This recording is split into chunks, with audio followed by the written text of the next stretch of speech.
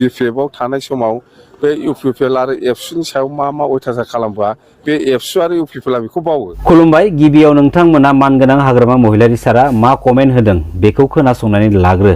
लोगोसे दिनैनि बे भिडिअनि स्पेसियेल टपिक्सआ जाहैबाय जोंनि आसाम स्टेटनि दानि चिफ मिनिस्टार मानगोनां हेमन्त बिश्व शर्मा सारनि बिबुंथि भिडिअखौ लानानै फैनाय जाबाय। बे चन्दन जाम्बा बुंनाय खोथाखौ बिसास खालामो। जाम्बा बिनि खोथाखौ लानानै बिसास खालामनानै खामानि मावबाथाय सेस जागोन, जाथियानो सेस जागोन। बिनि खोथा दारायलायाखै जाम्बासो। जोंलाय बिपिएफ हान्जाया सरखार खालामखांनानै बबे जायगायाव, बबे जिल्लायाव, बबे स्टेटआव मा गेस्ट हाउस खालामदों, मा इन्सटिटिउसन लाबोदों, बेफोर हिसाबखौ आं बुंलायनाङा, रायजोआनो नुगासिनो दङ। जोंनि बिपिएफ हान्जानि सरखारनि समाव मा जादों जायाखै गासिबो जाथि जनगोष्ठियानो नुगासिनो, बेखौ आं बुंनानै फोजोबनो हाया। बेखौ इउपिपिएलआ जायगा होलै, बे बिदिनो थानांगोन। इउपिपिएलआ बेखौ जायगा होनो, इउपिपिएलआ बेखौ जायगा होनो। आगोलाव बियो बिपिएफआव थानाय समाव बे इउपिपिएल आरो एबसुनि सायाव मा अयथासार खालामबा बे एबसु आरो इउपिपिएलआ बेखौ बावो। जाम्बा दिनै ओरैनो लानाय बेहाय सेवलांगोन, बेयाव सेवलांगोन। नायबाय था, इउपिपिएलआ गैया, लाब गैया। चन्दननि खोथाखौथ' रायज्लायनो बाखाबा मोनसे सुबिदा होदोंमोन बे जाम्बाखौ, दा खामानि गैया बे। ২ চনৰ পৰা 14 চনলৈকে মই যিমানবাৰ বড়োলেণ্ডত আহিছো, খালি হস্পিটালত আহিছো, বোমা খোৱা মানুহৰ মৃতদেহ চাব আহিছো, নহলে বোমা বিস্ফোৰণ হোৱা মানুহক মেডিকেলত ট্ৰিটমেণ্টৰ কাৰণে লৈ যাব আহিছো। মোৰ এনেকুৱা দিন নাছিল যে বড়োলেণ্ডত আহি বাগৰুম্বা চোৱা, বড়োলেণ্ডত আহি ৰাইজৰ লগত কথা পতা, হস্পিটাল আৰম্ভ কৰা, ৰাস্তা আৰম্ভ কৰা কেতিয়াও মই দেখা নাছিলো।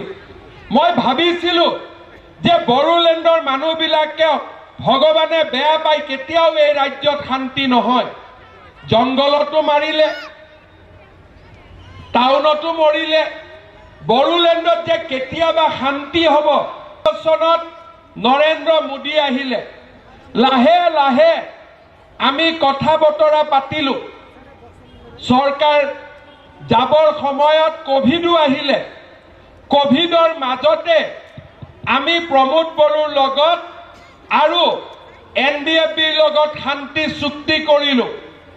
আজি আমাৰ বিটিআৰত মোক মানুহে লগ পালে কয় মাটি লাগে, বিটিআৰত মানুহে মোক লগ পালে কয় পূজাৰ মন্দিৰ লাগে, অসম মালা ৰাস্তা লাগে।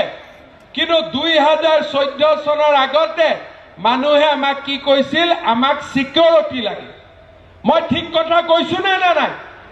কৈছো নে নাই? যদি মই ভুল কৈছো আপোনালোকে ঠিক কৰি দিয়ক। जारिमिन समनिफ्रायनो जोंनि हारिखौ बै माखासे गुबुन हारिनि गाज्रि खैसारनिफ्राय जोङो गोजानाव लाखिनो थाखाय, जोंनि हारिखौ जोङो बासायनो थाखाय बेसेबां जारिमिनारि आन्दोलन खालामलांबाय, जोंनि हारिनि गेजेराव बेसेबां सातजाला थांबाय, जोंनि हारिनि गासै बर' फिसाफ्रा बेसेबां सातजाला सहायबोनांबाय, जोंनि हारिनि गेजेराव बेसेबांबा आफादफोर दिनै उजिलांबाय। जाय हारिनि गाज्रि खैसारनिफ्राय जोंनि बर' हारिखौ रैखा खालामनो थाखाय गोबां रोखोमनि गोबां सातजाला थांबाय। जाय हारिनि गाज्रि खैसारनिफ्राय जोंनि हारिखौ रैखा खालामनो थाखाय जोङो बेसेबांबा सातजालानि गेजेरजों गोबां दावहा नांबोदोंमोन ना, आखायाव आइजें लानाबो जों दावहा नांबोदों, राजा लामायाव जों गणतान्त्रिक लामाजोंबो जोङो दावहा नांबोदों। नाथाय दिनैनि स्टेजआव, थारैनो दिनैनि स्टेजआव बै हारिनिनो लिडारफोरनि आन्दाराव जोंनि हारिनि बै साब्रै साबासो पलिटिकेल लिडारफ्रा मानो गादब जानानै दोनजादों, लोगोसे मानो बाहायजादों, मानो इउज खालामजादों, दिनै मानो इउज खालामजादों?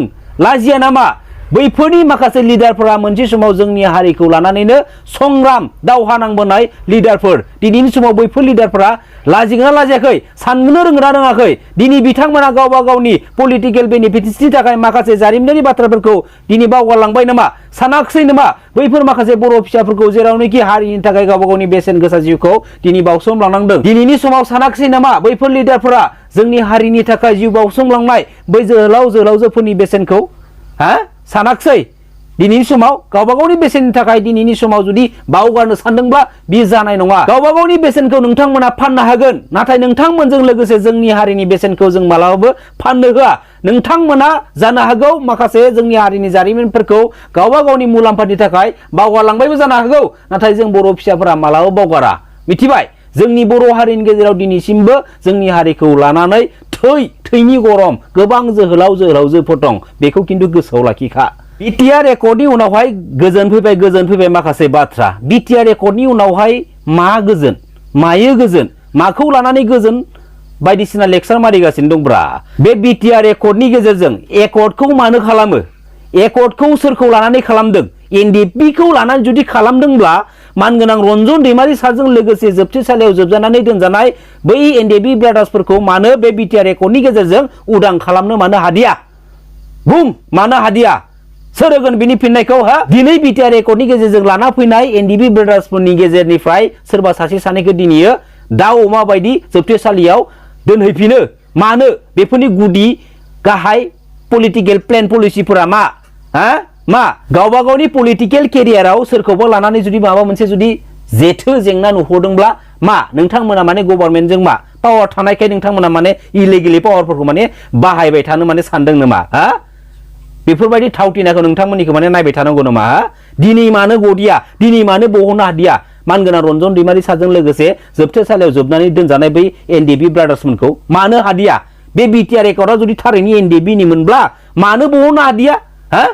मानो इसेबां हाखु दाखु बे बिटिआर एकर्डखौलाय बानायनानै लाना फैखो? बहा गोजोनालाय? बे बिटिआर एकर्डआव सिगनेटरि खालामनो थाखायल' माने साननैसोनि थाखाय मानगोनां रन्जन दैमारिखौ माने दिल्लीयाव लाना थांबाय, सिगनेचार जोब्बायबो ग्रोब माने लकआव जोबथेसालियाव दोनहैबावबाय। नायदो, लाजियाखसै, लाजिनो रोङा बेफोर लिडारफ्रा, लाजिनांगौ। सानैसोआथ' मा पलिटिकेल फिल्डआव फैनानै सोरबा माने मा लिडार जाबाय, गावबा गावनि सिटखौ मोनबाय, बेवहायनो बिसोर माने बावगारबाय, जेबो गैला, जोंनिखौ मोनजाबाय, बेनि खोथायालाय बाद दोनदोसै नामा?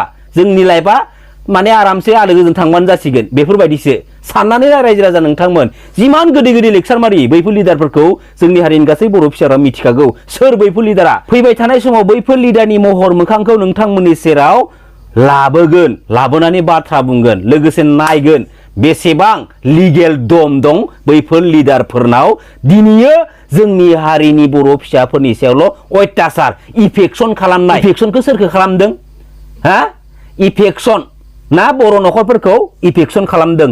नुद' रायजो राजा नोंथांमोननि इफेक्सन, लिडाराबो जोंनिनो आरो इफेक्सन खालामजाग्रायाबो जोंनि हारिनिनो। अब्ला साननानै नाय, एसे साननानै नायदो। आं बुंबाय दं, इफेक्सन खालामनो जुदि एसेबांथ' जुदि गोसो दंब्ला, बे पलिटिकेल पावारखौ बाहायनो एसेबांथ' जुदि गोसो दंब्ला, बे 1947 मायथाइयावनो जोंनि ट्राइबेल बेल्ट्स एन्ड ब्लक्सआ इमप्लिमेन्टेसन जाखानाय। बे ट्राइबेल बेल्ट्स एन्ड ब्लक्सनि हायाव जेसेबांखिनि नन ट्राइबेल हारिनि सुबुंफ्रा दखल खालामनाय दङ बेफोरखौ इफेक्सन खालाम, दम दंबा इफेक्सन खालाम।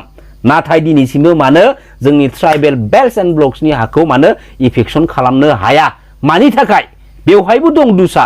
जोंनि हारिनिनो माखासे लिडारफोरा लामा गाथेबाय थायो, जिमानबार लामा गाथेयो इमानबार बिसोरा माने बेसेन मोनो, बेनिफिट जायो। रायजो राजा नोंथांमोन खुलुमबाय।